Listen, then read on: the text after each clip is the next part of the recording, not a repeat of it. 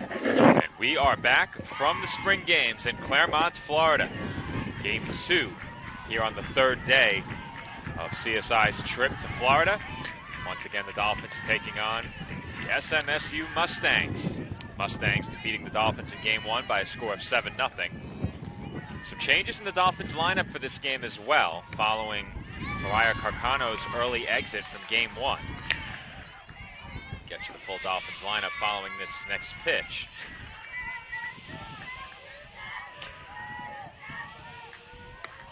There's a swing and a miss by Eileen Valderas there. But the lineup for the Dolphins: Valderas, Anissa Acosta, Olivia Wanzer, Olivia Warner, Amanda Stalker, Bridget Motley, Salil Smith, Taryn Judson, and Deanna Dubois. In the circle will be Marina Grenier. Grenier pitched on each of the first 2 days here in Claremont. Came on in relief during CSI's first game. That was a win. And then pitched a complete game shutout yesterday as well. And Valderas chases up high, swings through it, and she goes down on strikes. In the circle is Jordan Busey. She gets the start for the Mustangs today.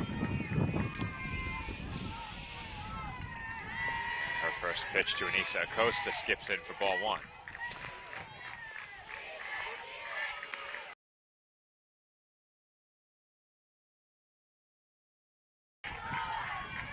Make that Jordan Bussey in the circle. And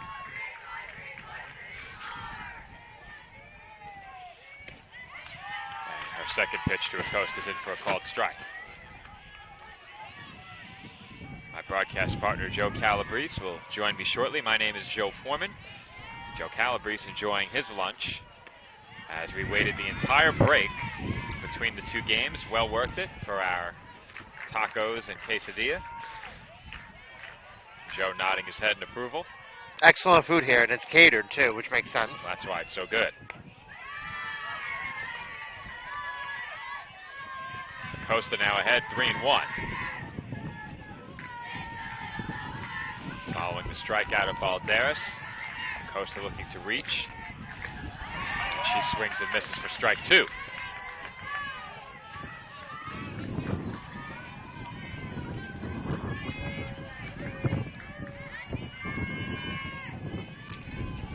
Comes the payoff pitch, and that's high and inside for ball 4. TJ is the first Dolphins base runner, and Olivia Wanzer will be the batter.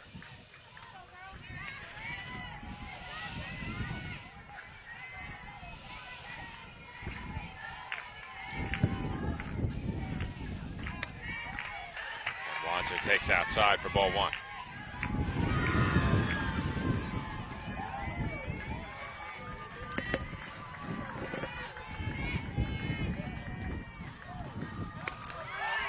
Swing and a miss by Wanzer.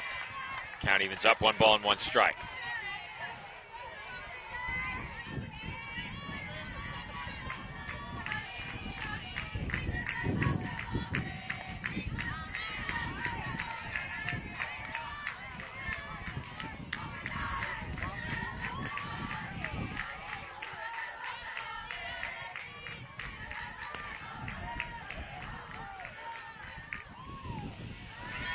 Skips in low, it's in the dirt, allowing Acosta to move up to second.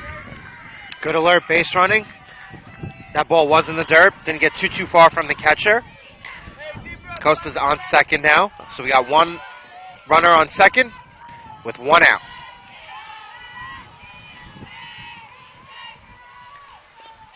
And once again, that pitch in the dirt from Bussey. And Wanzer will take first base on a check swing, ball 4. That was a 4 balls or 5. I think that one was 4. We did have a 5-ball walk earlier. Joe, why is your hand in the air? I was looking to catch the ball. Oh. It's the 3rd time we've had one ring off the pipe.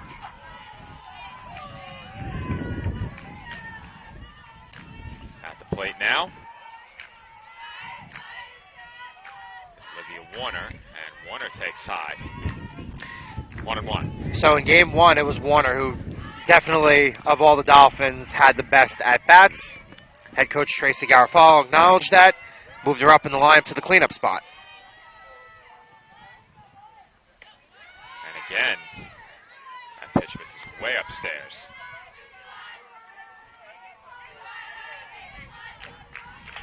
2-1 now on Warner.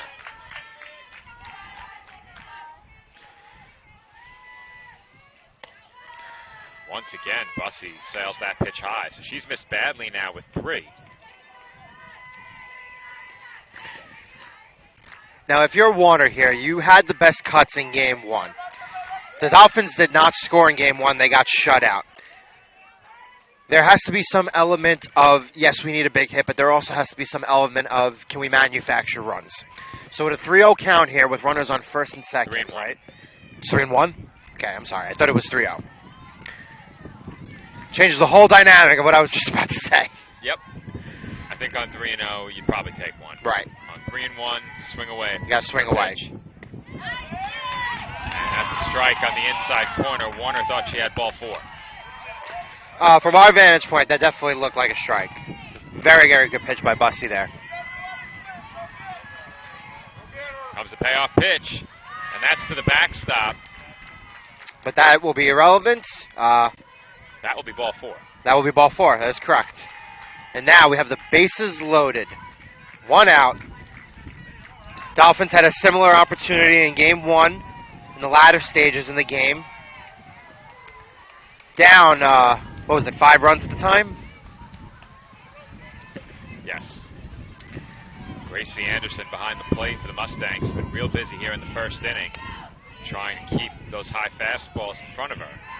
And now Amanda Stalker, the batter for the Dolphins, is ahead 1-0.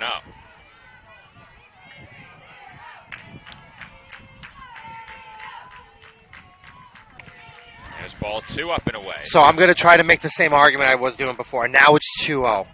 There has to be some element of manufacturing runs. You cannot, the bat cannot leave the shoulder. You have to take a pitch. Too many.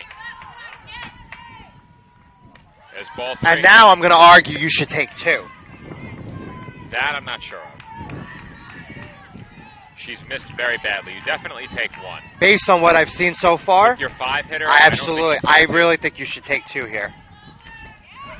There's a 1. Strike on the inside corner. That was a good pitch. Now let's see if she takes. With your 5-hitter, I think I know that's very ultra conservative, but based on what I've seen, so let's see. You gave up 7 last game. That's the big reason why I'd give her a green light on a good pitch, but it's not close.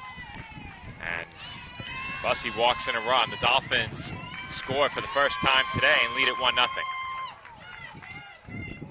And that's all for the Mustangs starting pitcher. Morgan Oddie will be the new pitcher, and as she gets warm, we'll step aside and take a quick break. Our score, Staten Island 1, SMSU 0 in the top half of the first. The Dolphins have the bases loaded and just 1 out.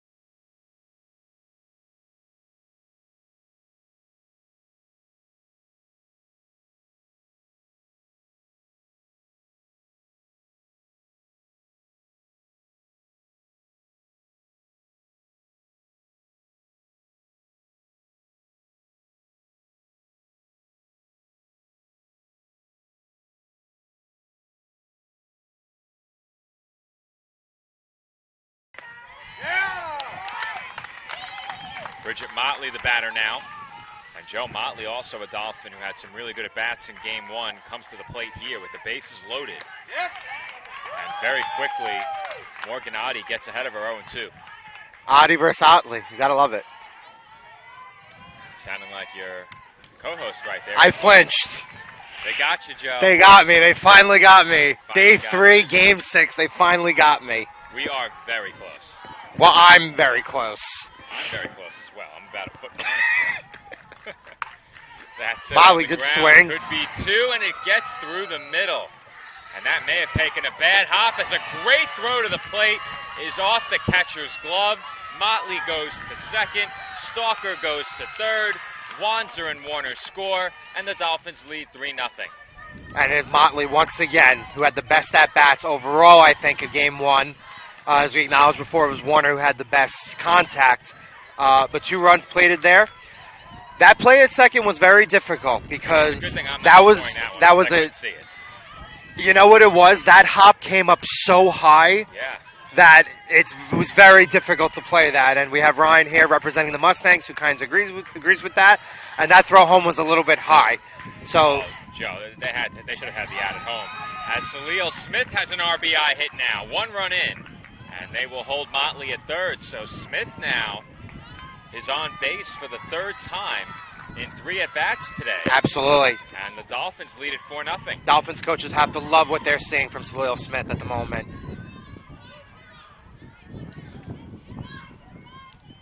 Head coach Tracy Garofalo.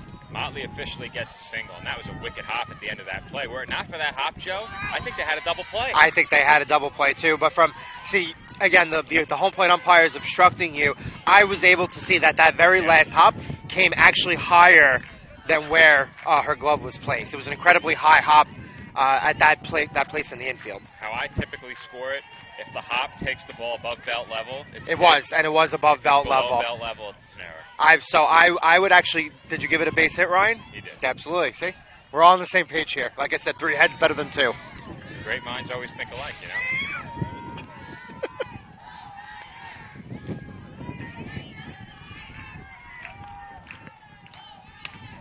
That one's moved on the infield. It's going to be an easy play at third. Humpel makes the catch, and Taryn Judson is retired. Runner is still on the corners, now 2 outs.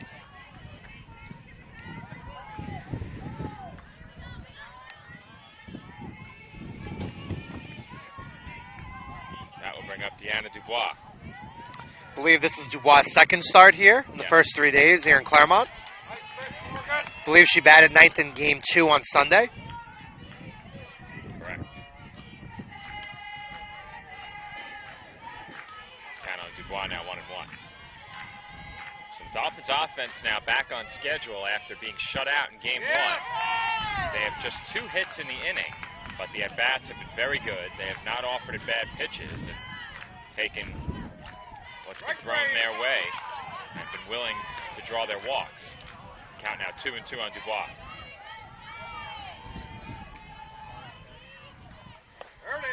And it's now 3-2. And Joe, we have some aspiring umpires behind the plate. Yes, we do. All season long. Joe, it got you again. I think I'm a little too close. You might be. I'll have to slide in next to you now and get the full experience. Dubois goes around on the half swing for strike 3 to retire the side. That would have been a strike anyway, so excellent pitching there by Adi, getting out of it. Strand a pair, score 4 times in the inning, and lead it 4-0. Mustangs come to bat for the first time when we come back.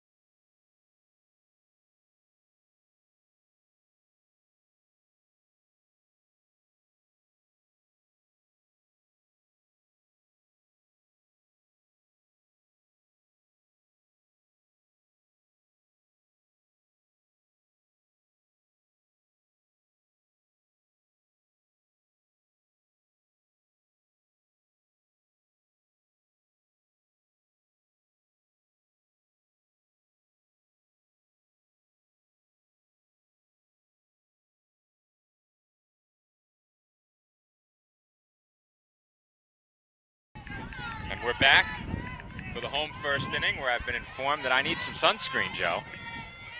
Should we tell the audience what we think about sunscreen? I don't think they're ready for that yet. They're not ready yet. Good answer, as that one is tapped right back to the circle, where Marina Grenier, who is getting her second start in as many days, fields it and throws to first to retire Riley Kramelish for the first out. Get you the full lineup for the Mustangs in just a moment. Following this next pitch, Abby Boxrud at the plate, and she takes outside. So the full lineup: Kramelish, Boxrud, Russell, Humpel, Van Dyke, Weber, Anderson, Ingalls, Hofferman, Adi. Adi, of course, in the circle, will not bat. She is the pitcher for the Mustangs after coming on in relief in that first inning. Dolphins strike for 4 runs. Mustangs scored 3 times in their half of the first during game 1.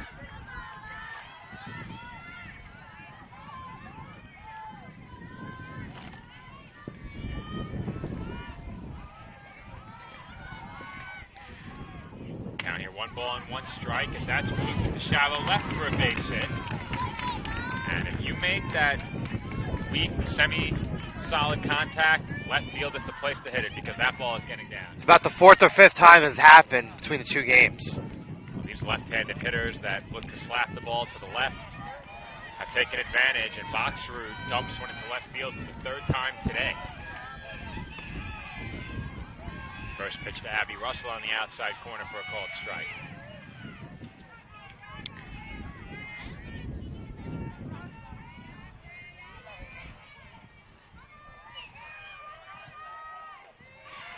And the 0-1's in the dirt, blocked well by Motley.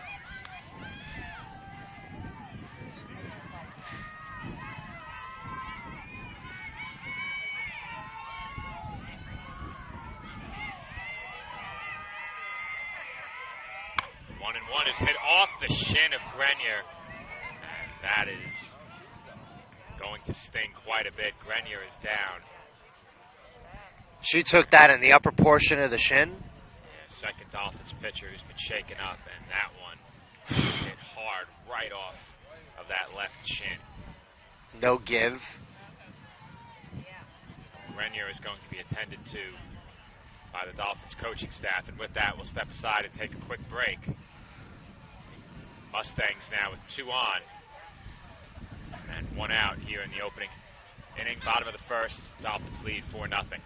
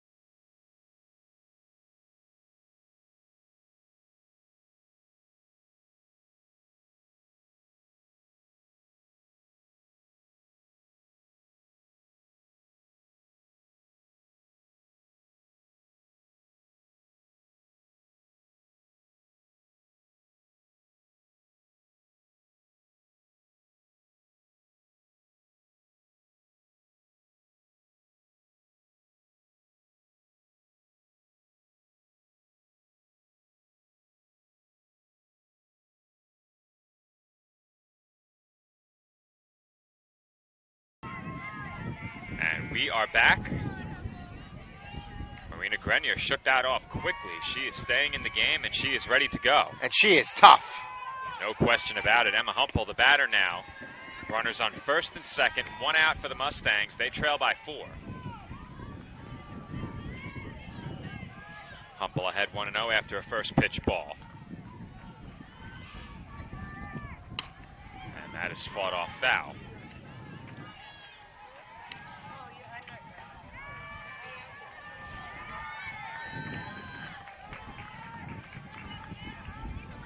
Count 1 ball and 1 strike. And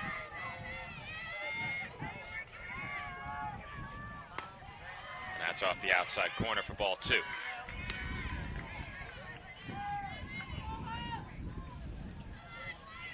Pull ahead 2-1 now. Pitch on its way from Grenier. That's high for ball 3. So you and I speculated, Joe, on who the Dolphins might start here in game 2. Grenier now becomes the second Dolphin to start 2 games here on this trip. Kennedy Ruth started a game on each of the first 2 days as that sliced foul. Is she the first of the Dolphins pitchers to now make 3 appearances in the 6 games? Yes. So Grenier pitched 2 innings of relief in the first game, started in game 1 yesterday, now starts game 2 here today. She's been staked to a 4-run lead. So she's made 3 appearances and pretty much had some nice space between each of the games. That's grounded foul down the third baseline. Stays full, 3-2. This is a big out for Grenier here, pitching with runners on first and second and 2 outs. A big difference as opposed to pitching with the bases loaded and 1 out. Another 3-2 on its way. And that's hit back through the middle for a base hit. It gets by the dive of Warner, and they will play it conservatively and hold Boxroot at third. Interesting decision there. I thought they would have maybe waved her home.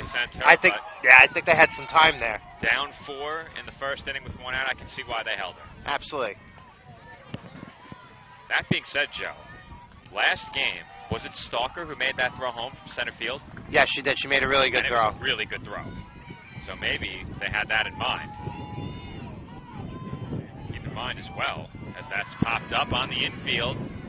And it's down for a hit, Joe. The wind carried that all the way toward the line. It got away from Warner. And for a moment, Joe, I thought they could call an infield fly on that. It's a good thing they did it. They did not. It wouldn't have. For the Mustangs. Absolutely not. That wind really, really took that. Warner had to run from her natural position where she usually stands. She had to run about, what, a good 25 feet?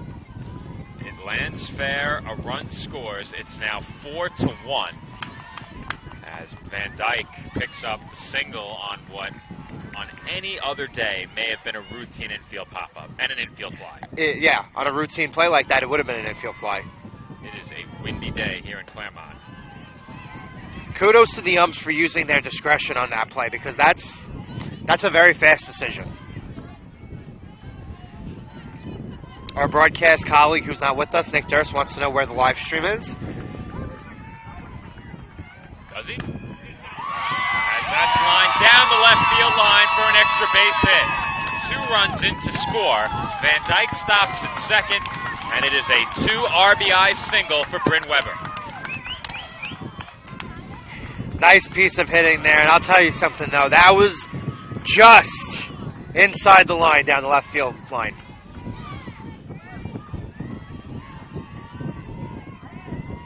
Still just 1 out in the inning here, and the Dolphins, throughout this entire trip, have not been put in a spot where they had to go to the bullpen early. With the exception of the 1 game. I should say it's happened once now in the first 5 games plus, but when that did happen, they only had to use 1 more pitcher, which is huge. They have not had to use more than 2 arms in a game.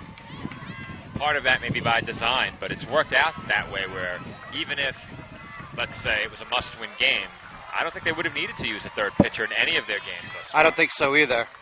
And now Grenier in some early trouble, much like Ruth was in the 2nd game yesterday. At the plate now, Grace Anderson ahead 2-1 after a swing and miss. Once again, runners on first and second, 1 out for the Mustangs. The Dolphins now lead 4-3. Grenier misses high. She didn't think so. But I like the strategy from Grenier here. It's 3-1 here. Had a chance to turn 2 there and get out of it, Joe, but a low throw from Warner on the quick turn, and Acosta could not make the scoop at first. But they do get the out at second. So now we have runners on the corners, first and third, with 2 down. Lexi Ingalls, the batter. She looks at a strike.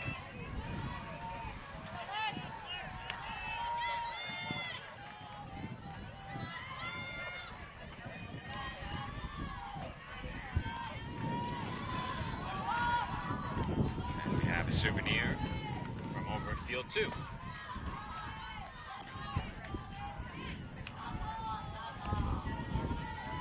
Unless that came from the Dolphins bullpen. That's unlikely. Yeah, they're rolling that ball back out to the Dolphins dugout.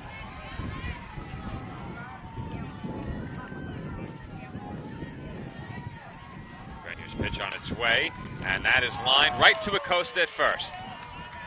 That'll do it for the Mustangs in the home half of inning number 1, but not before SMSU scores 3 times, and they have pulled back to within a run. Our score through just 1 inning, the Dolphins 4 and the Mustangs 3.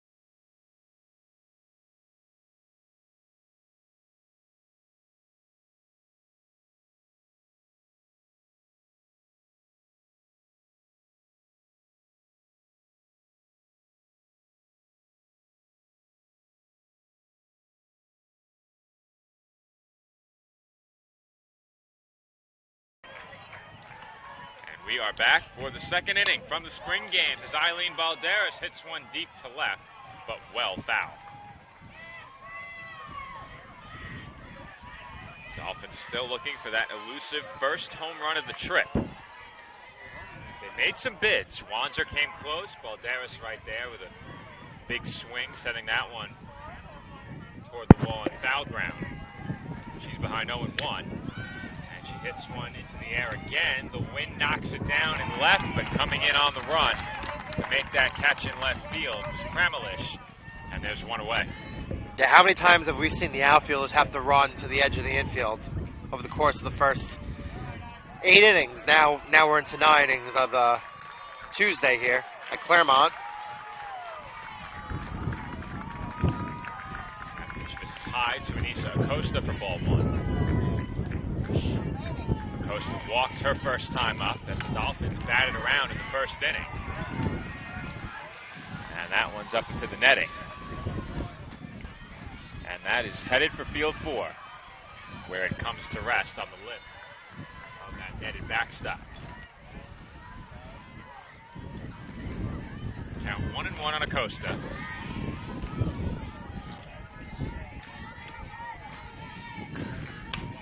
She hits one well out to right, and getting turned around a bit in right field was Boxroom, but she stays with it to make the catch for the second out. You know what? She did such a good job staying back on that ball, that little off-speed pitch, but she just did not get it on the sweet spot. She kind of got it off right at the end of the bat, and because she got it off the end of the bat, stayed in the park. I think if she really got the sweet spot, that was going to sail out. Certainly a chance, and we know and have said many times before that TJ has power to all fields. And you can't play her to pull, you can't play her to drive the ball the other way. She has power everywhere in the ballpark. As Olivia Wanzer looks at a strike, the count on Wanzer runs to 1-2.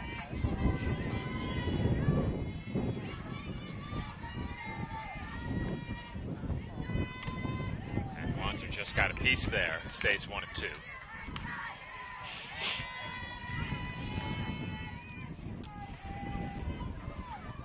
After a tough first inning in the circle, Morgan Oddie looking to deliver a quick 1-2-3 second, and she does. As the Dolphins go down in order in the home, or I should say in the road second. So easy to forget that they've switched sides. Our score headed to the bottom half of inning number 2. Dolphins 4 and the Mustangs 3.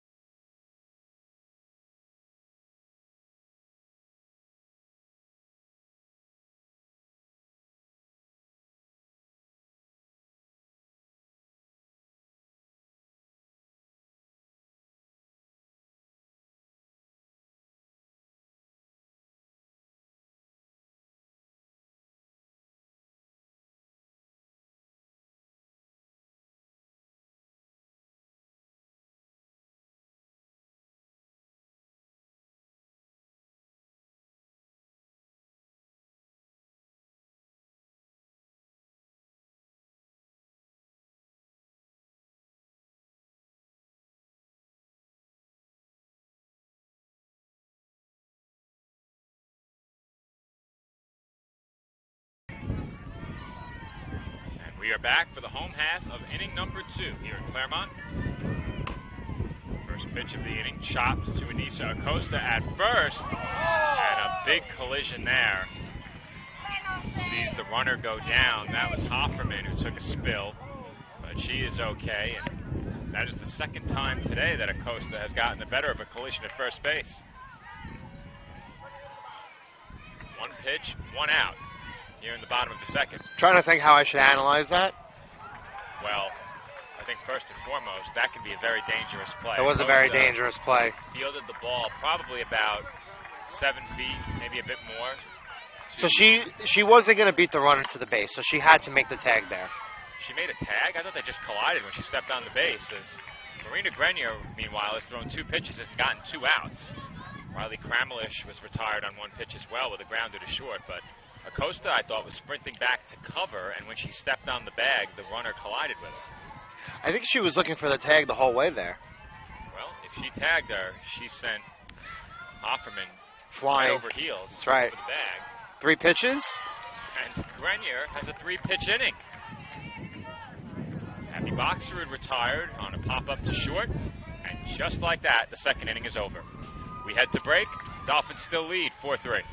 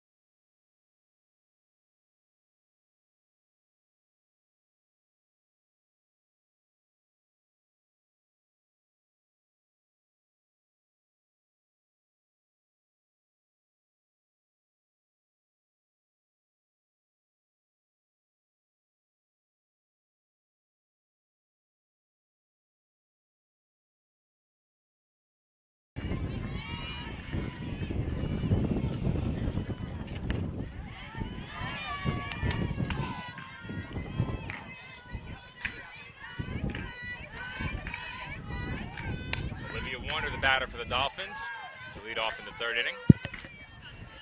Well, Joe, we were concerned about the wind perhaps taking your soda cup or my plate, and the instant I finished my meal, my plate went flying. It's long gone. It's long gone. Long gone. I have a lap full of salsa now. The wind took that to field 4. Yep. Warner took that last pitch foul. She hits one out to right along the line, and again on the move in right field. A nice play is made by Boxrud. Boxrud has excellent range out there. Second time she's had to track a ball. Making a nice play. On a day like today, the wind has been rather predictable in terms of direction. You could shift your outfield to the right a bit and get away with that. Even against a pull hitter, a right-handed pull hitter. You'd be able to get away with that because the wind is not allowing anything in left field to stay up there for very long. And the Stalker, the batter now, has a 1-1 count. Stalker drew a run-scoring walk her first time. And speaking of balls to left field, she lines a base hit that way. Stalker takes a big turn, but she will stop. And the Dolphins now have a one-out base runner.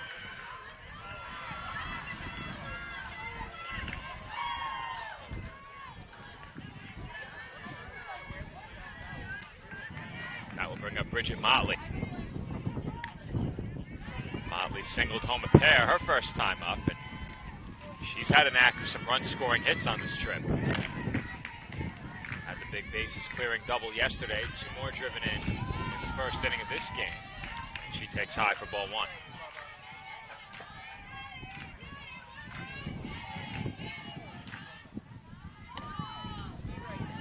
1-0 misses high, 2-0.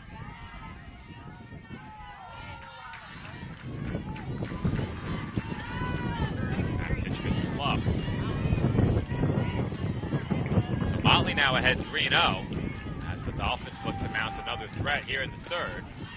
Motley looks to strike, 3-1.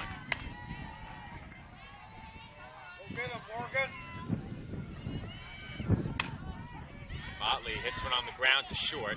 They go to second for 1, and the throw to first is not nearly in time. So tough to turn double plays in softball. You need a well-struck ball to a middle infielder with the right defensive alignment to have a chance. And that time Motley beats it out. 2 gone now. And Salil Smith will be the batter.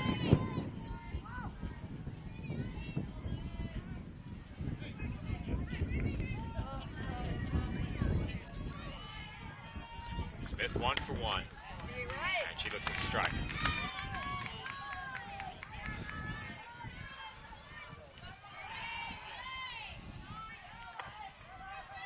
Misses high.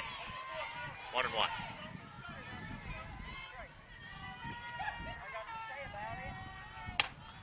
That's it pretty well to the left, but that is not the right place to hit the ball. It stays up there, and the catch was made by Kramelish for the final out of the inning.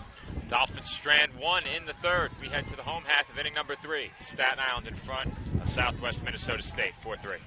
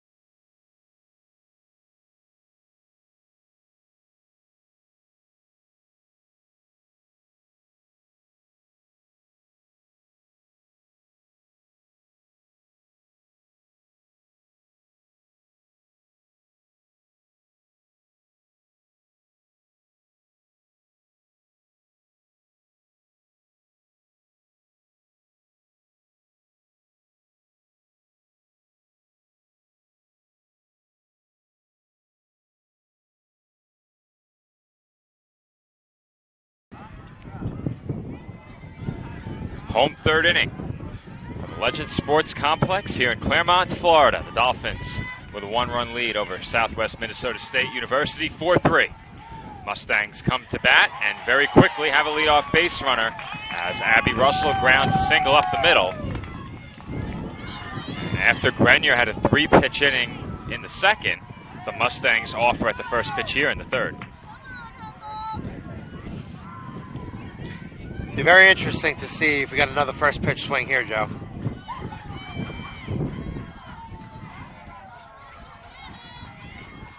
It's a bunt pulled back by Humble.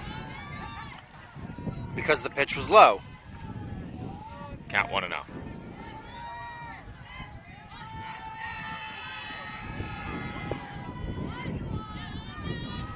1-0, hit on the ground to short. Backhand, Balderas. Throw across the diamond, pulled Acosta off the bag, but she got back in time for the out. Nice shot for her to turn, tap the base on that play. And for Balderas, that ball was hit to her right. She had to make the backhanded play, and she wasn't really looking towards second, and I don't think she would have had to play there anyway, Joe. I don't think so either. I think you're right about that. Runner in scoring position now for the Mustangs. That is the tying run in scoring position at second. As the first pitch from Grenier to Paris Van Dyke is fouled back. 0-1. Now, let me ask you a question. On a foul ball, to hit that pole, how many times do you think that pole has been hit the whole weekend? In just our games? No, in every game. Well, in just our games. That might be the 4. first, right? Oh, the pole, the light The column? light pole. Oh. Yeah, I'd say it probably gets hit once. Let's see if the Once or Mustangs... twice a week. Twice a week. That pitch misses high. And the count on Van Dyke is now 1-2. See if the Mustangs manufacture a run here, and let's see if Grenier can continue to pitch well. That's popped up, shallow right, tailing foul, and out of play. And Joe off the bat. That bat looked, or the ball I should say, looked to be at Ball least looks borderline fair. Right. It looks like it's going to hit somewhere within the vicinity of the chalk, and then when you factor in how breezy it is on the top of the hill here at the complex, I mean, we're really blowing from left to right. Yeah. Count 1-2.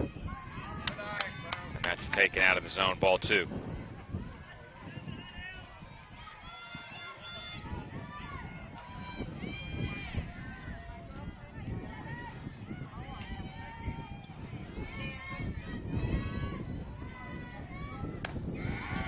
There's ball 3, so Grenier was ahead in the count. She is ahead no more. The count full 3-2. First base is open. Russell, the runner on second. 1 out here in the home third of a 1-run game. Grenier's pitch. Fouled off again.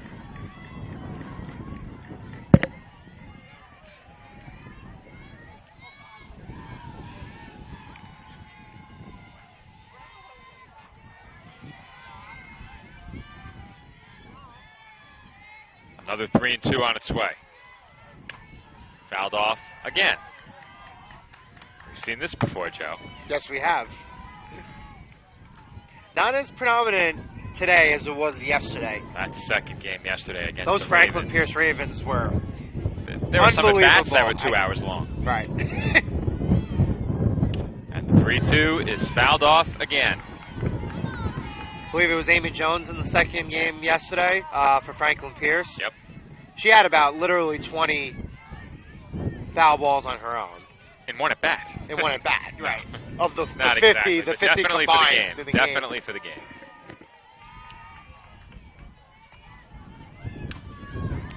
That's popped up, shallow center, and Stalker won't get there. That's a base hit.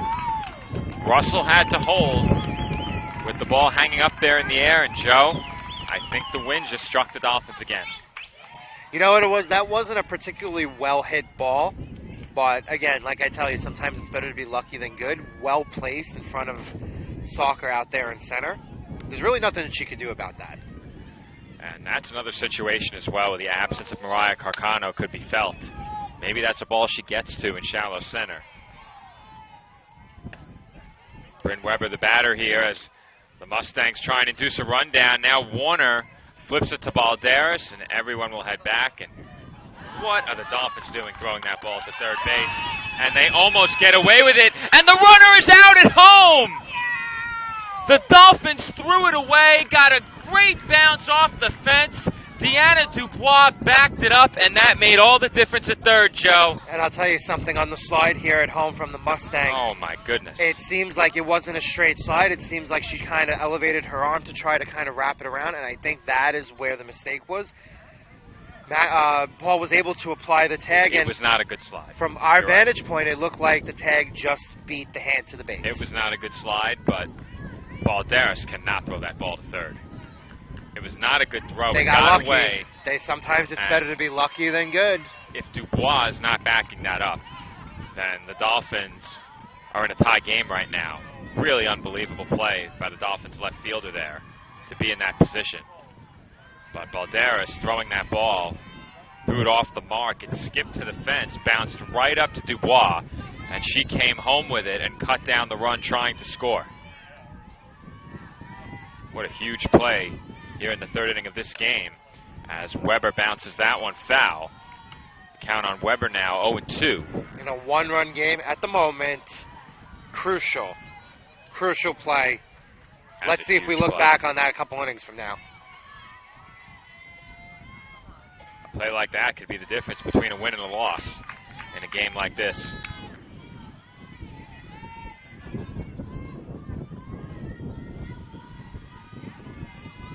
Count 1-2 now. That's it out to left. Dubois there, and she makes the catch to retire the side. So a huge play by Dubois, backing up the errant throw to third base to cut down what would have been the tying run scoring. And the Dolphins strand the tying run in scoring position here in the home third inning. Mustangs turned aside. It remains 4-3 Staten Island heading to the fourth.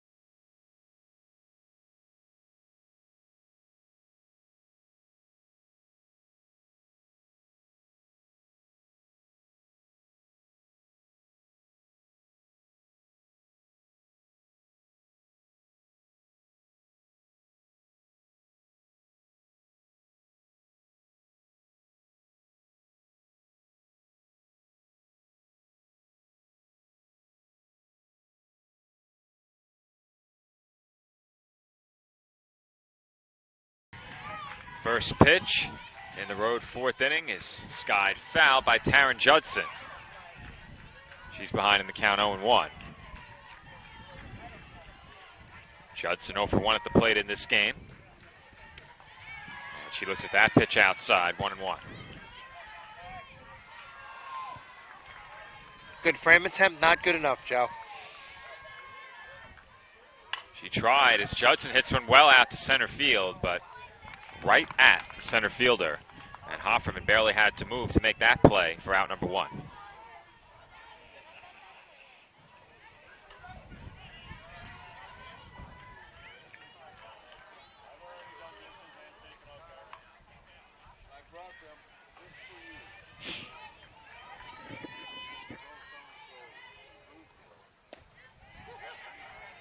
That pitch to Deanna Dubois out of the zone for ball 1.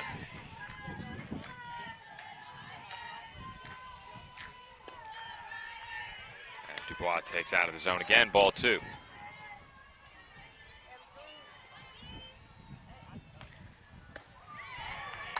That's in for a called strike, 2-1.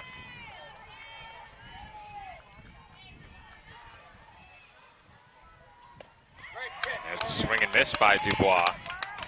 Count now even at 2 as Adi is working very quickly here. Look at this. That's grounded to short. And the throw just in time to get the speedy Dubois for out number 2.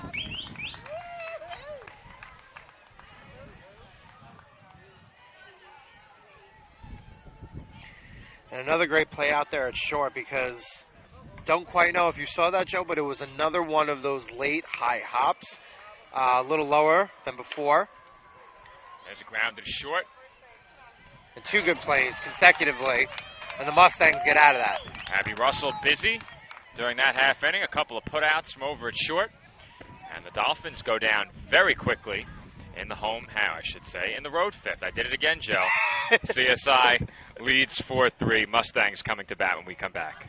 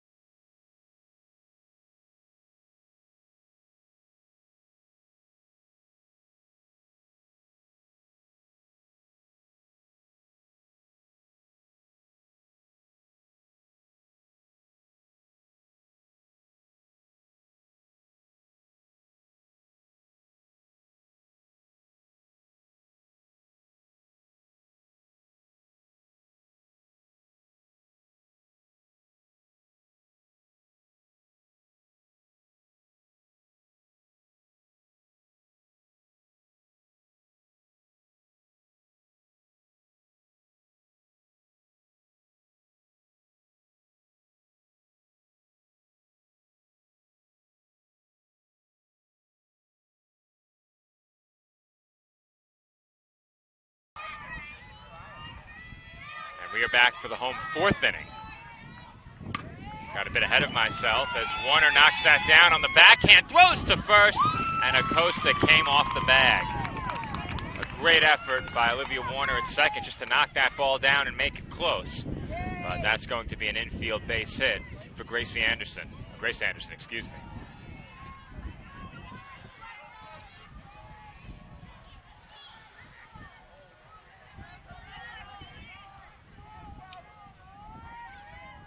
Lexi Ingles will be the batter here. Ingles 0 for 1 in this game. And she bunts one in front of the plate. And the throw won't be in time. It's a bunt single for Ingles. And the Dolphins really didn't have much of a chance there. It was a perfect bunt. That was as well placed of a bunt as you're going to see. Perfect bunt. Nothing the Dolphins could do there. I think as well, Acosta coming down on that ball and Motley moving up the line toward the ball. They converged, and that brief delay eliminated any chance for an amazing play by the Dolphins. And now, with 2 on and nobody out, so Kaylee Hofferman also showing bunt. So what the Mustangs are trying to do here is play small ball, get the runners to second and third. But with the bunt, right now the CSI third baseman is Taryn, right? She's playing super end. Very, very end. Yes. That one's chopped foul.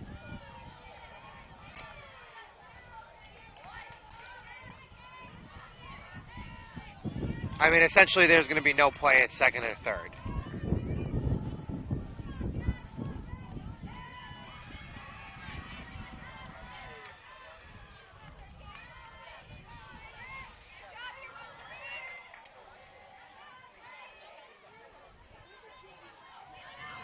Another bunt, this one much more forceful toward the circle, and Grenier's throw is just in time at first. Good job there to make that close by Hofferman. She was busting down the line, and now the go-ahead run is in scoring position. The tying run stands on third, and there's just 1 out in the inning.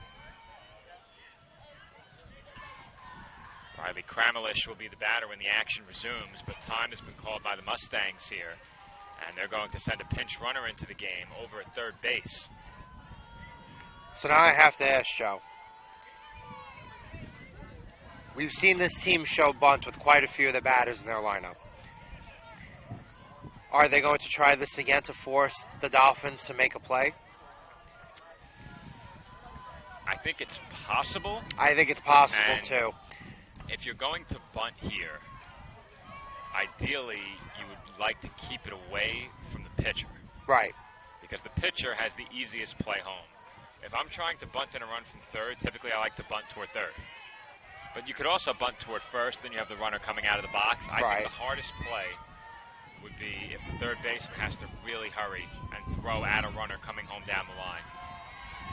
Because obviously you're going to get a good break if you're trying to bunt to score the run. That being said, with how far in they are, I don't think they need to bunt, Joe. I don't think they need to bunt either. I don't think they need to. Kramelish has been able to put the ball in play. She is 0 for 2 in this game. Has not struck out.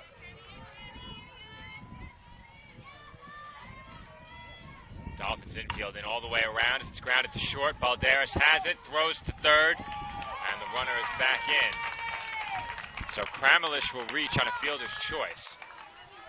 And sliding back into third safely was the pinch runner, Peyton Verdon.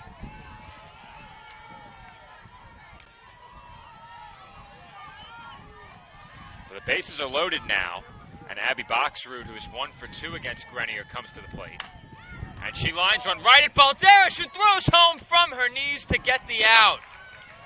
Balderas had to play that on a hop from her knees, came right home with it, and cut down the tying run.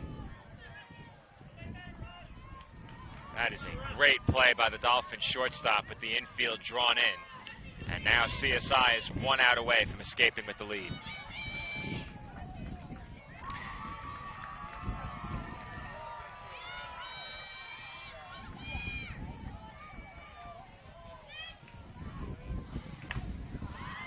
That's hit a mile high, just beyond the infield. Balderas calling, makes the catch, and the side is retired.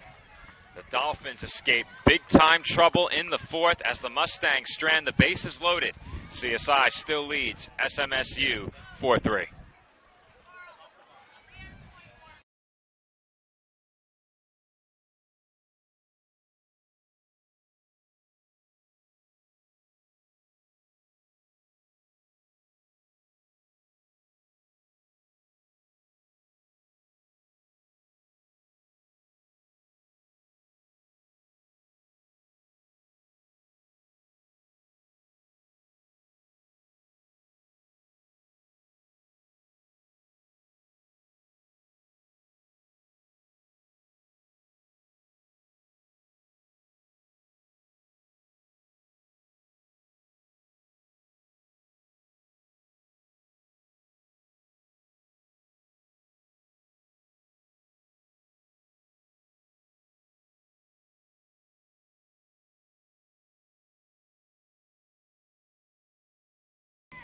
And we are back from Claremont, where the Dolphins narrowly escaped the fourth inning with the lead. The bases were loaded, and CSI made a pair of nice plays on the infield to keep this a one-run game as Anissa Acosta grounds one toward the middle.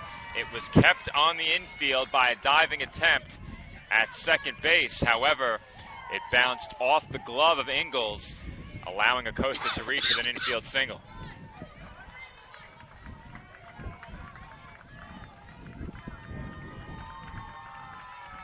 So the Dolphins have the leadoff batter on here in the road fifth, and I'll get it right eventually, Joe. Yeah, eventually. Eventually, we got it right there. I don't call too many CSI road games, as that's at a mile high to medium deep left field, but again, right up into the wind, and that ball went nowhere. Settling underneath it to make the catch was Kramalish, and there are quickly two batters up in the inning, one out.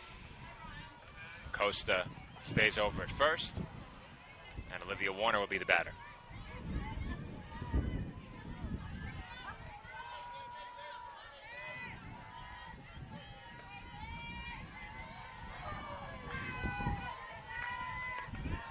First pitch to Warner, sails high, ball one.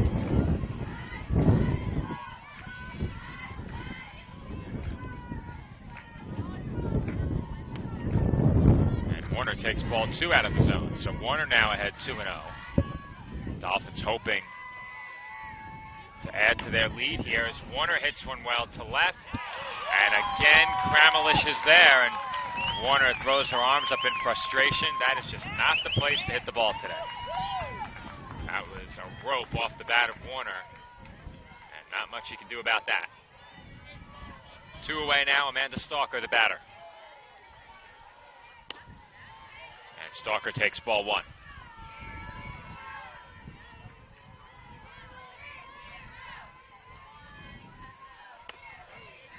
As Stalker takes outside, 2-0.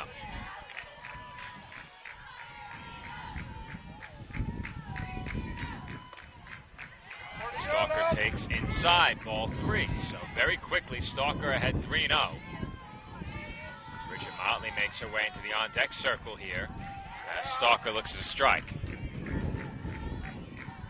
Motley still has the shin guards on. And Stalker looks at a letter-high strike. 3-2 now.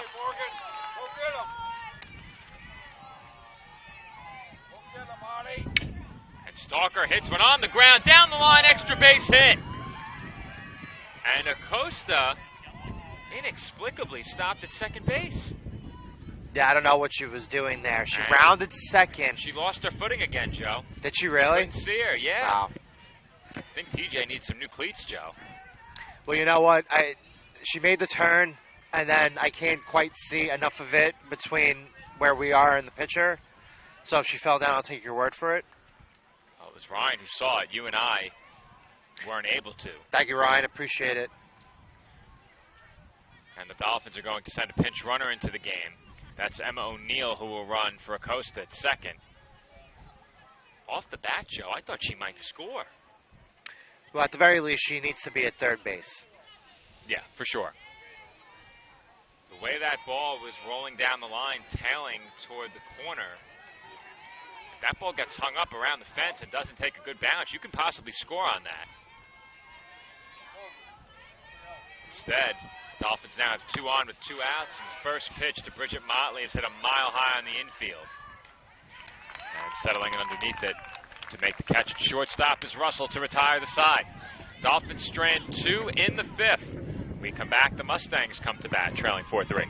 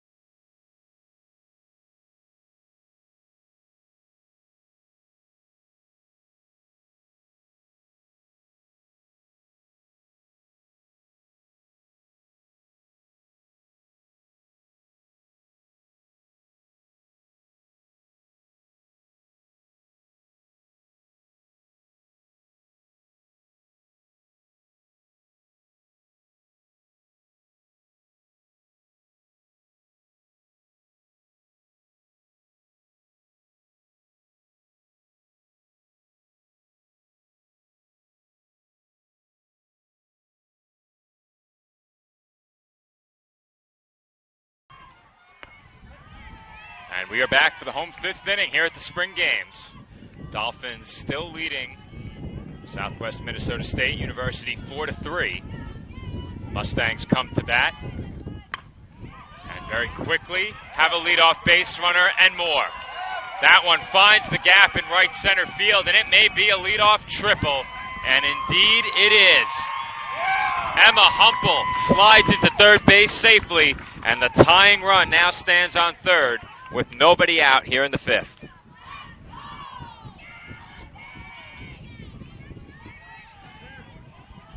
The Mustangs missed a golden opportunity in the 4th. Another great chance here in inning number 5. Paris Van Dyke, the batter, and she lines one right back up the middle for another Mustangs hit. And with that, SMSU has tied the score. We are now all even at 4 runs per side, and Joe, you left, and all of a sudden the lead's gone. Well, that kind of lends some credence that maybe I am partially a good luck charm for them. Maybe. Possibly. At this point, I'm not going to say yes, but we can't quite fully rule it out.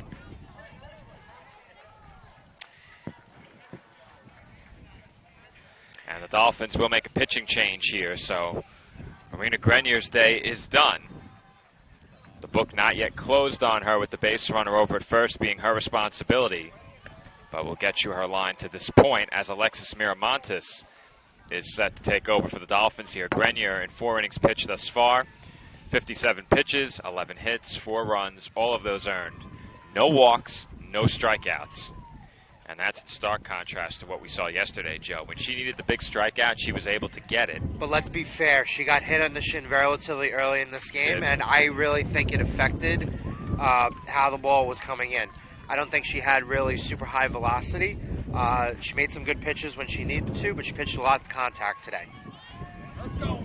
11 hits, a large number.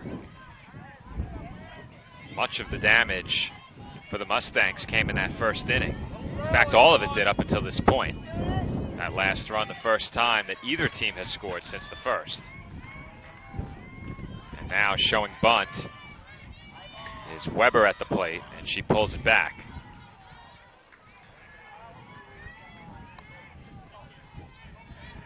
Bryn Weber 1 for 2 with a pair of RBIs.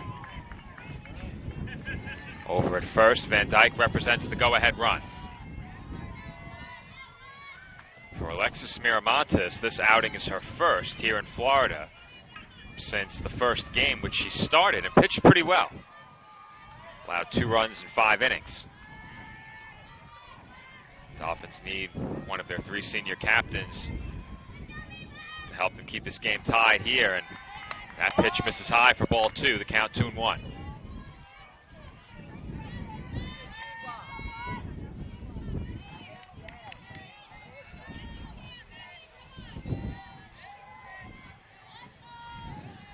2-1. Down and away, ball 3.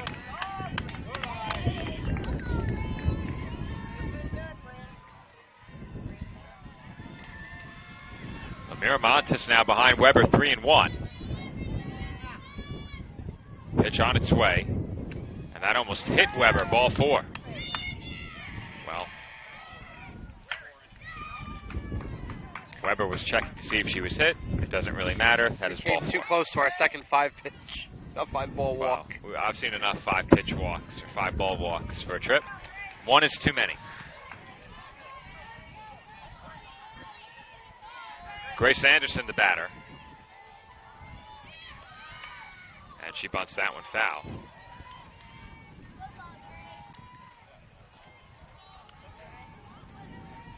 Anderson at the plate, 1 for 2. And now, if she can get this bunt down, the Mustangs would have 2 in scoring position.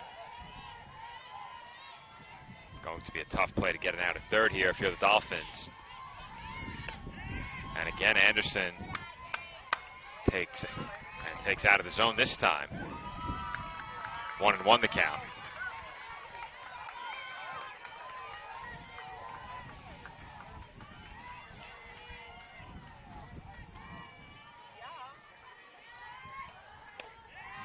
That pitch misses high. 2-1.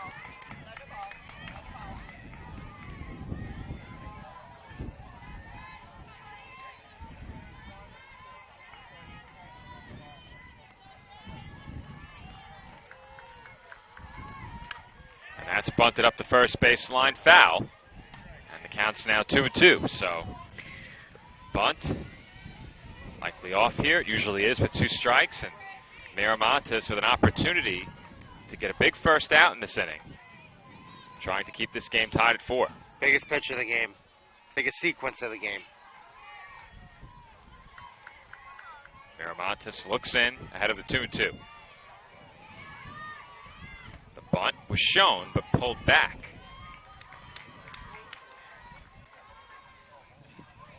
Would they dare try it, Joe? Got to be a great hitter in order to not only be able to show bunt 2 strikes, but execute it. Well, there are hitters who show bunt and then swing away every pitch of every at-bat. I've seen that before. No show of bunt here as that's grounded down the third baseline. Just foul. Awfully close. Not so much close to being a fair ball, but with Judson there, if she touches that, it is then a fair ball. She was in fair territory. Wisely let it go. I don't think they were getting it out on that play either. Another 3-2. Hit well to right. Smith broke in, ranges back, and makes the catch over the shoulder. Her throw right on target to the cutoff, but both runners are still able to advance. And the Mustangs get the effect of a sacrifice there with both runners moving up a base. Yeah, good base running and good tag-ups.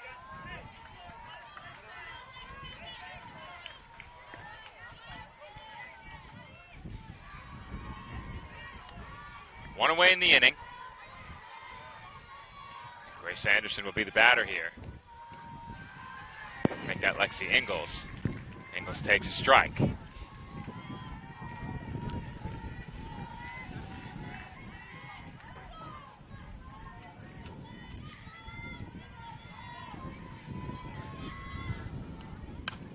The 0-1 is hit to shallow right.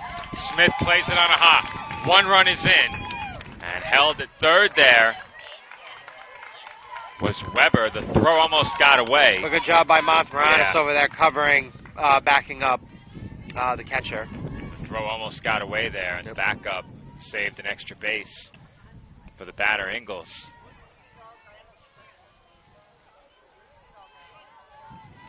So Ingles on with an RBI single. The Mustangs now lead at 5-4. Runners on the corners, still 1 out.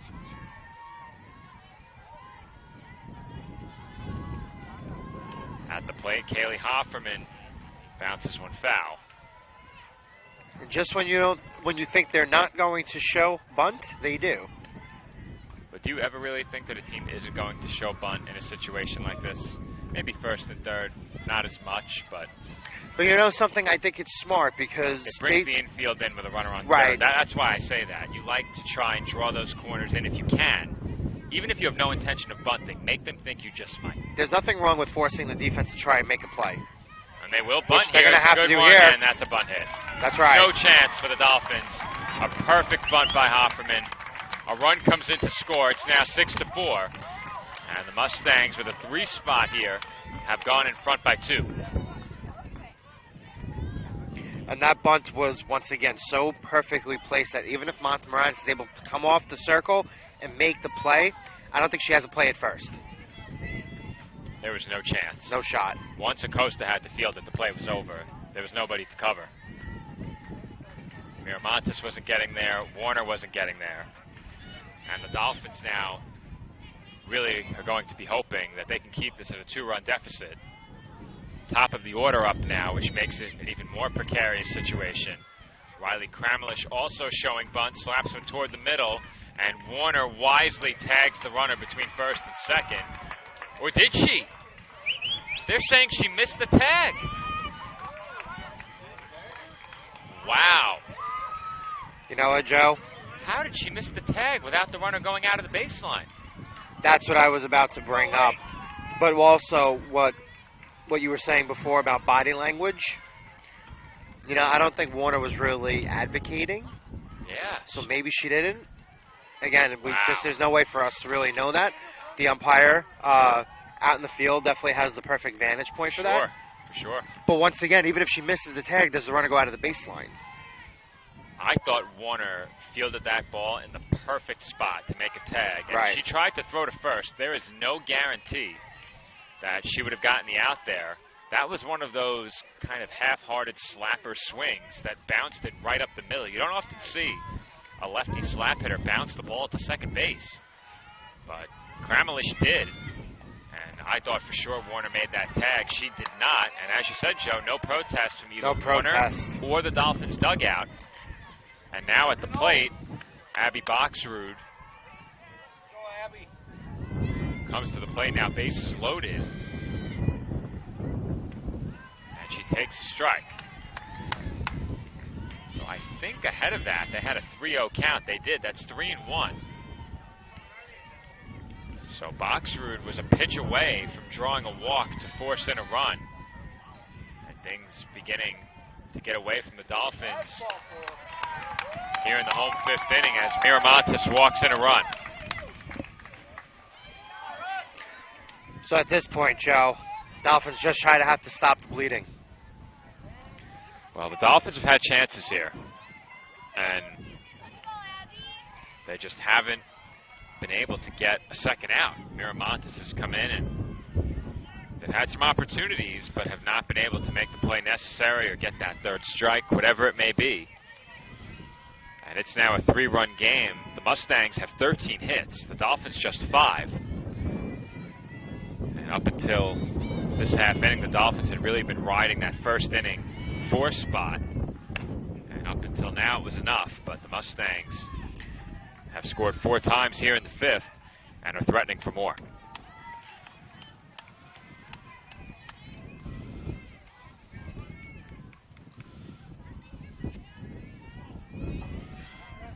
The count 1 ball and 1 strike. Abby Russell at the plate here. She's 2 for 3 at bat in this game and has a chance to break this open with a base hit. And she takes out of the zone.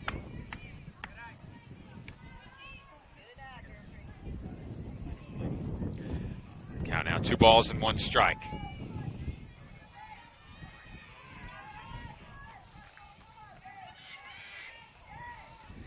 Miramontes delivers outside. Ball 3.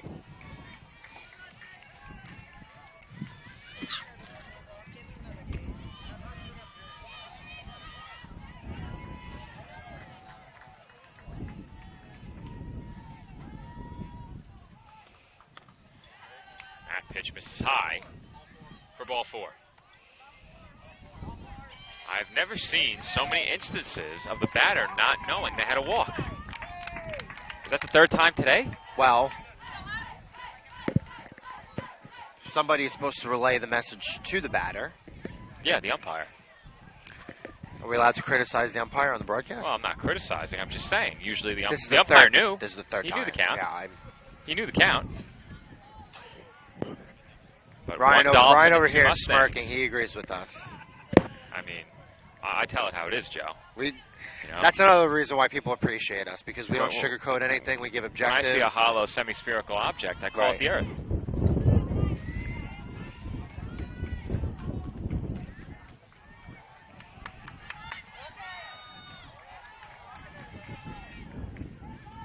At the plate now, Emma Humple. She bats in a 4-run game. Miramontes, since coming in, has allowed a couple of base hits, walked 3, and been charged with 3 runs, all earned. And that's grounded through the middle for another Mustangs hit. 2 runs in to score. And this game has been broken wide open now. It is 10-4, Southwest Minnesota State. And all of a sudden, Joe, the run rule is in play. It is a 6-run game now. Still Yes. just 1 out in the inning. This is the home 5th. That's right. If they play 2 more, this game is over. And the Dolphins are going to make some changes here. And Joe Brooklyn Meller is coming back in to pitch. She was their most effective pitcher yesterday. I did think she was going to see more work earlier today, so.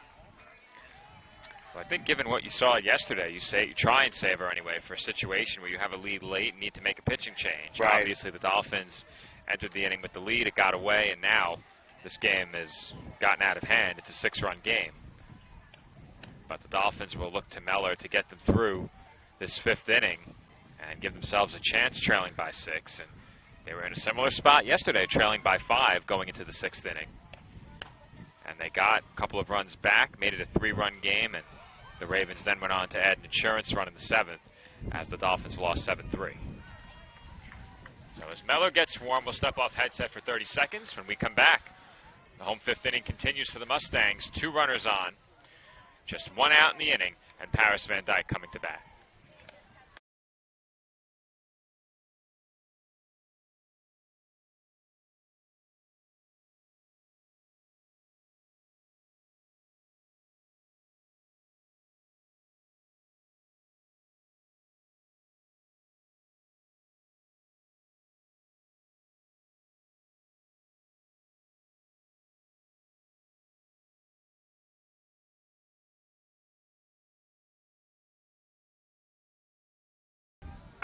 Never again.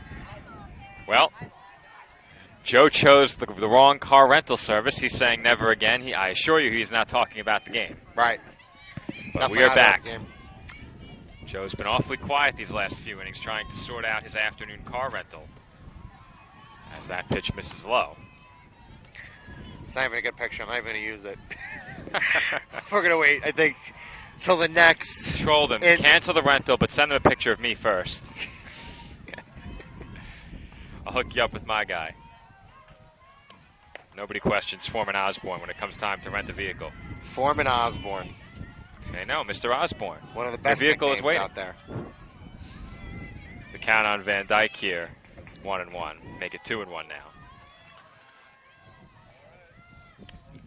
And the 2-1 is hit softly on the ground to short. Balderas goes to second for 1. And another low throw to first, scooped this time by Acosta, but not nearly in time to get the runner. No, but a good job by Brooklyn coming in, getting a routine ground to start. We know she's not an incredibly overpowering pitcher. However, yesterday, after coming in the 3rd inning and then lasting all the way up and through till the end of the game, giving up just that 1 earned run over 5 innings, she pitched well yesterday. So Bryn Weber will be the batter. There was a brief delay following that last out. Thought maybe they were waiting for a softball, but not really sure what the delay was. So Weber to the plate. She's 1 for 2 with a pair of runs batted in and a walk. Behind here 0-1 after a called strike. Yeah, I know we're only 2 batters in, but trying to figure out some analysis here for Brooklyn. It's got to be in her delivery, right?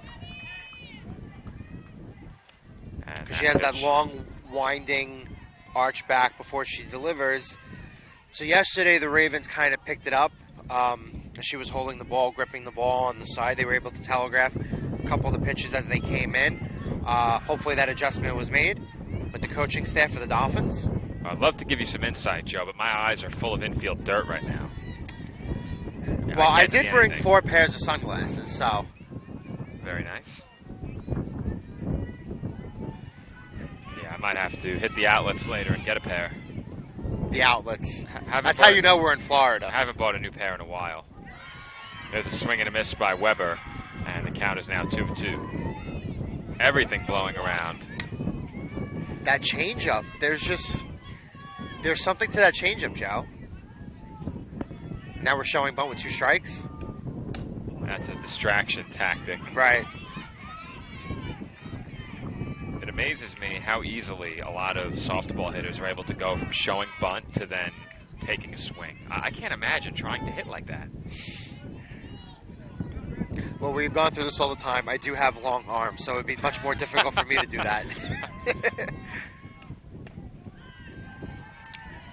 So what are you at wingspan to height, you think? I think I'm 6'1", 6'1". That's a good question. So my natural height is just a shade below 5'10". 3-2 pitch to the backstop, right at me. And the runner comes in to score from third on ball 4 as I am completely Covered in dirt. encased now in a cloud of dust after that slide into the plate. May have to call the rest of this one with my eyes closed, but Joe, the winning run now stands in scoring position with 2 outs. Yes. And a chance here for the Mustangs to end this game early with Grace Anderson coming to bat.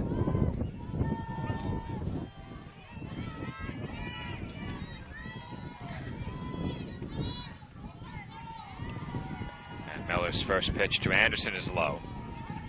And there is dirt in the air everywhere right now. I left Not my a true bag. not a true dust tornado, but Not a tornado. not a tornado. Now, speaking of rental cars, I left my brown bag on the back seat of the rental car. I came back out this morning after I removed the bag last night. My entire seat had the brown streaks right in the middle. Different kind of brown streaks.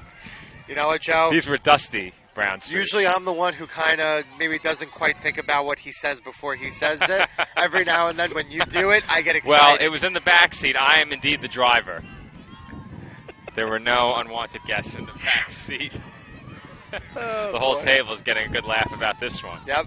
And the back seat of the car is fabric black seating, so I was able to see the light dusty streaks as that's bounced to first, and the inning is finally over. It's only 1 run for Brooklyn again, but good job kind of holding it down and preventing that 8-run scenario from playing out. The Mustangs have broken this game wide open.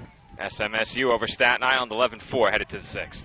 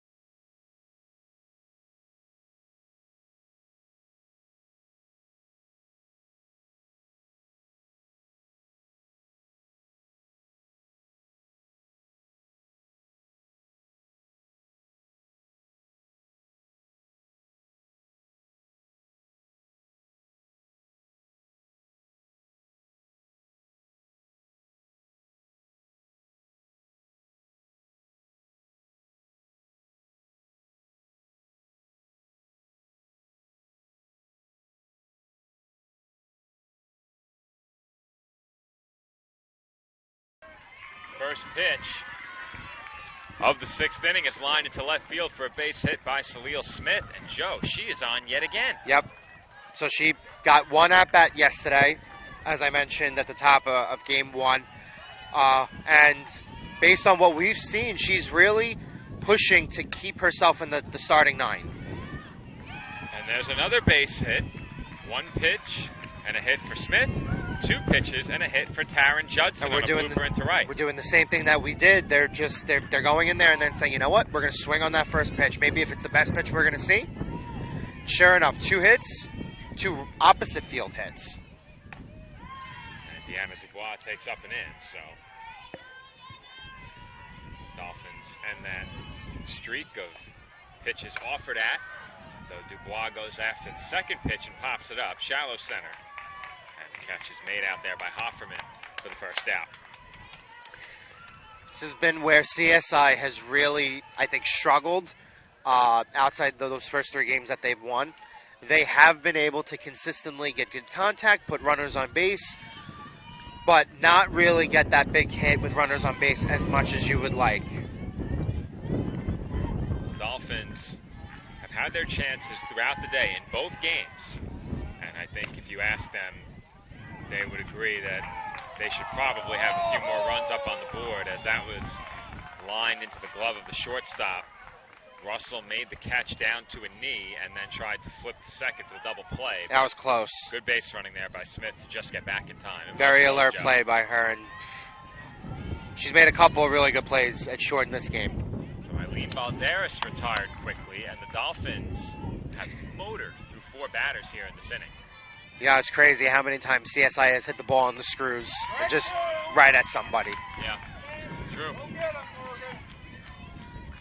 And now Acosta quickly behind 0-2 against Morgan Oddie, who has done a great job since coming on in the first inning. Really hasn't given up anything. She's given up 7 hits, but not a run. And Acosta is in disbelief if she takes a called strike 3. And just like that, the inning is over. That was fast inning with really 2 hits, quick. but 2 hits that unfortunately the Dolphins couldn't do anything with, Joe. 2 hits, and very quickly after that, 3 outs. As the Dolphins will return to the field, trailing 11-4. Mustangs need just 1 run to win it in the home 6th.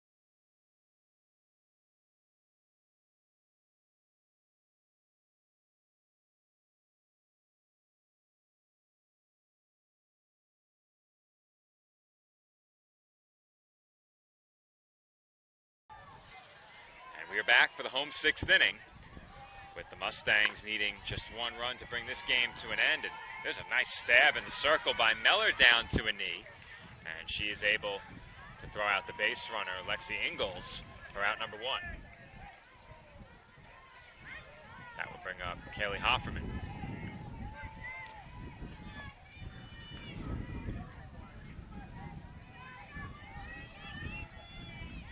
Hofferman 1 for 2 at the plate with a run batted in. And she takes outside.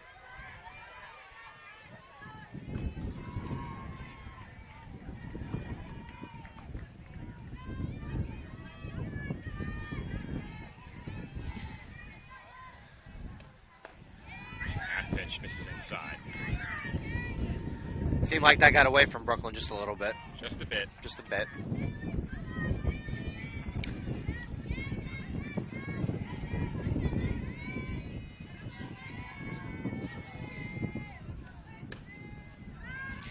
Based on what I've seen so far, the off-speed stuff is good. Very good, consistent. But it seems like when she tries to kind of climb up a little bit, the control's not quite there. So I imagine that's something that she and the Dolphins coaches will work on moving forward. And that pitch is a ball, so 4-pitch walk for the Mustangs here, Joe. One out base runner for SMSU. And once again, back to the top of the order for the Mustangs with Riley Kramlich. 5th at bat of the game for her. And she's showing bunt once again. It's actually quite rare that you get a 5th at bat in a softball game. Usually, if you're coming to the plate 5 times, it's a pretty good indication that the game has gotten out of hand and that you're in pretty good shape to win. Another 2-hour game. That's a good point as well. I don't think we're there yet. Yeah, I don't think we're quite there. I think we're probably closer to an hour and a half at this point. Yeah, but I think we started at about 12:15, which was our scheduled start time. We did not start early as the runner goes on that pitch and steals second. Offerman beat the throw, and the tag saw the ball get away from Warner, but it didn't get far enough to allow Hofferman to move up to third. So, Joe, the Mustangs now have the winning run at second base with just 1 out. Let's see what the Dolphins can do here. Can they prevent that run from plating? Dolphins infield way in here. That's grounded to the left side. Balderas goes to second with it, and now they have Hofferman in a rundown, and oh my goodness, they do get her at third, Joe, but they almost lost that play with the runner already at second base. So, Joe, to paint the picture, let's talk about fundamentals here, because on a play like this, you run the runner back to the base where they came from. Well, they had that's a simple way of putting it. They had Hofferman between second and third with a runner on second base already. And all they had to do was tag her out, and the Dolphins threw the ball to second base, and then Hofferman almost beat the throw to third. She just was beaten by the tag. But she did not. The Mustangs effectively trade base runners, and now instead of 1 out, there are 2. When the Dolphins have had some problems, it's been on the infield.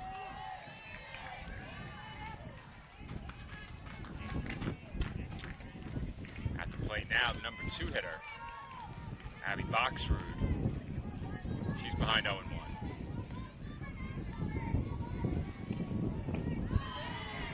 Boxrud takes that pitch for a strike.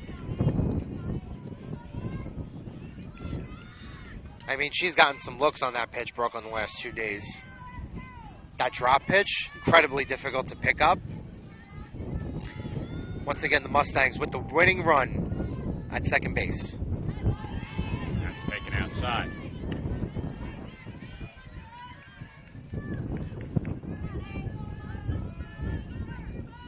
Count now 1-2 on Boxrud.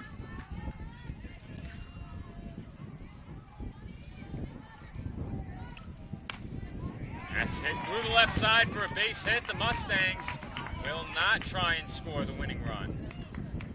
And I think they had it, Joe. Throw was off. It would have been close.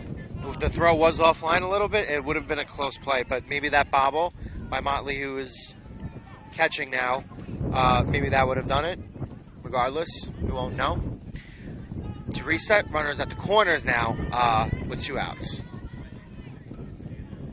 I know I lied. The runner. I'm sorry. Not runners at the corners. Runners at second and third. But again, the runner at second, does not mean anything. Does not matter. If you were the Dolphins here, would you consider walking the bases loaded for the force? I would. And if you're trying to prolong the game. You know what? This situation now, based on the major league rules, the extra inning rules comes up. I'm always in favor of forcing a play at every base.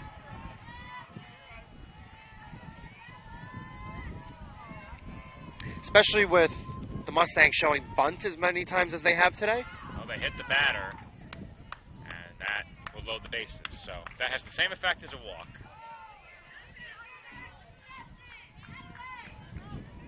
Russell will jog down to first, and now Emma Humpole will come to the plate with a chance to win it.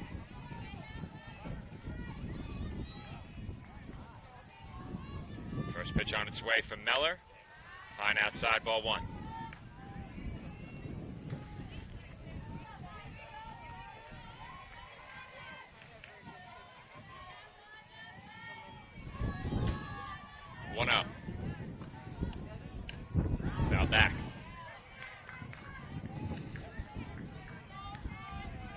I almost made a barehanded play, Joe. Did you see? I did not. Better than flinching. Much better than flinching. Sort out your Can you rental yet? believe? Can you believe? No, not yet. I sent the picture over though, so that should be sent. Should be good soon, I imagine. Count 1-2. So Meller 1 strike away from keeping this game going. Scores 11-4. One more run wins it for the Mustangs. She had a big spot yesterday with second and third, 1 out. She was able to get out of it. So let's see if she does the same here. And it looks like she may. It's popped up behind the plate, and Motley can't make the play. Just out of her reach. Tough chance up against the She net. had to go into the netting. And again, the wind definitely played a factor with that as well. Kind of blew that ball maybe 3 to 4 feet closer to the net than you would have liked. From our vantage point, originally it looked like it was kind of just going to come just to the right of us, maybe a few feet from the net. But as it stands, she couldn't quite get to it. Count 2-2. Meller's pitch on its way. High, ball 3. Now you got to make a pitch. Got to pitch to contact. This could be it. Dolphins need Meller to find the zone here. Payoff pitch. Fouled back.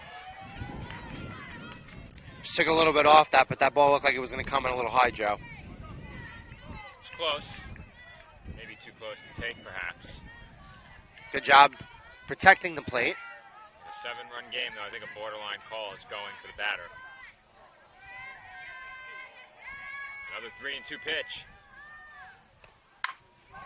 That's it pretty well, deep to center field. Stalker going back, makes the catch. Great play by Stalker. Again, not her natural position, but in relief of Maria Carcano, who got hurt before, she's done a really good job out there tracking down a few fly balls. So Stalker keeps the Dolphins alive with a nice play out in center field. Ranging back, had to reach up and was able to make the catch. We are through 6 from spring games here in Florida. Dolphins trail 11-4.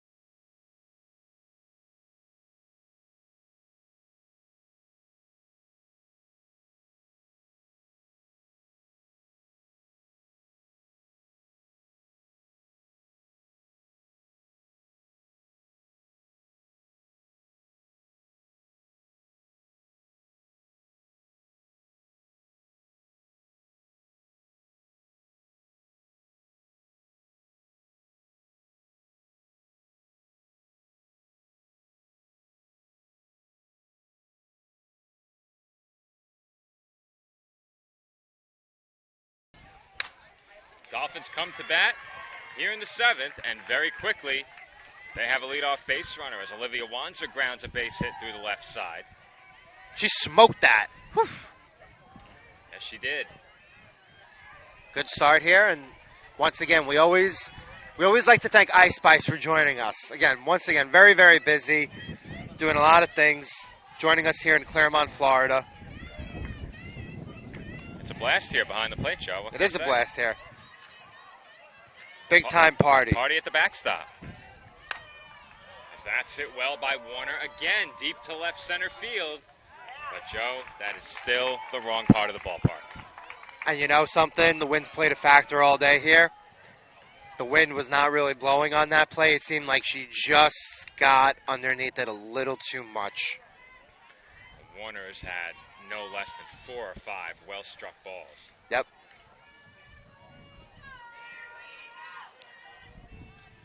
Dolphins now down to their final 2 outs as Amanda Stalker takes low.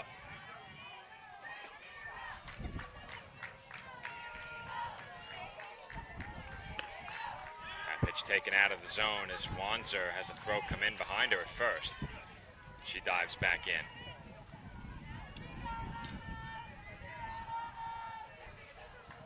Pitch on its way, and that's grounded sharply to foul.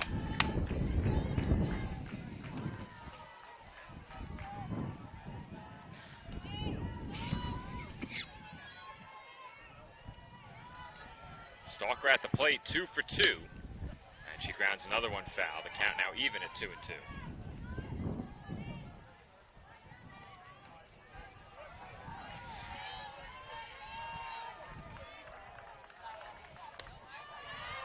And Stalker looks at ball 3. Spectators wanted that call. As that's popped up, foul ground, first base line, and the catch is made there by Van Dyke. 2 away. And the Dolphins, Joe, now down to their last out. So we call the Dolphins fans the fanatics. What do we call the Mustang fans? The maniacs? The Maniacs? Let's go, Artie.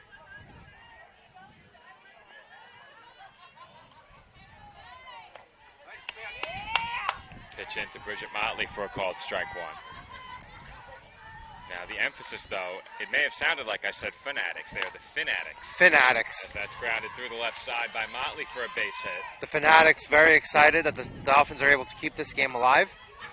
Motley continuing, difficulty maybe behind the plate in the last couple of innings here, but strong day at the plate. Strong day at the plate also for Salil Smith. Smith comes to bat, 2 for 3, and that might do it. Grounded to second, short throw to first, and the ball game is over.